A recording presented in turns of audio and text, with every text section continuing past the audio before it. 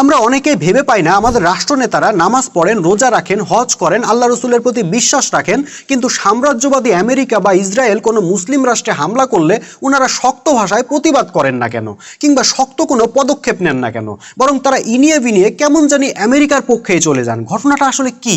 ভাই, ঘটনাটা তো জটিল কিছু না। আমাদের শাসকরা ওদের পক্ষে যাবে না কেন বলেন? ওদের তৈরি সিস্টেমেই তো আমাদের রাষ্ট্র চলে, ওদের তৈরি গণতন্ত্র, ওদের তৈরি সুদভিত্তিক অর্থনীতি, ওদের তৈরি প্রশাসনিক ব্যবস্থা, বিচার ব্যবস্থা ও সামরিক ব্যবস্থা দিয়েই তো আমাদের দেশ চালাইতে হয়। তাহলে ওদের শর্তের বাইরে আমাদের শাসকরা কিভাবে যাবে? আচ্ছা, এই যে আপনি ফেসবুক চালান, এই ফেসবুকে কি আপনি যা খুশি তাই করতে পারেন? কখনোই না। এই ফেসবুকের যারা মালিক তারা যতটুকু আপনাকে করতে দিবে আপনি ততটুকুই করতে পারবেন। তাদের পলিসির বাইরে কিছু করতে গেলেই কিন্তু আপনার আইডি শেষ। ভাই, একই কথা রাষ্ট্রের ক্ষেত্রেও প্রযোজ্য।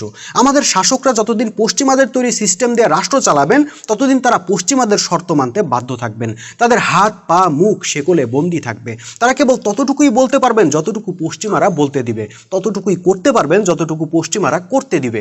ভাই, মুসলিম শাসকরা যদি সত্যিকারের স্বাধীনতা চান তাহলে সর্বপ্রথম তাদেরকে কি করতে হবে জানেন? ব্রিটিশদের রেখে যাওয়া মানবরচিত এই সিস্টেমটাকেই পাল্টাতে হবে। তারপর আল্লাহর দেওয়া জীবন বিধান গ্রহণ করতে হবে। তখন আর ইউরোপ আমেরিকা আমাদের শাসকদেরকে রিমোট কন্ট্রোলের মতো কন্ট্রোল করতে পারবে না। তারা সেটাই করতে পারবেন যেটা আল্লাহ করতে বলছেন, আর সেটাই বাদ দিতে পারবেন যেটা আল্লাহ হারাম করছেন।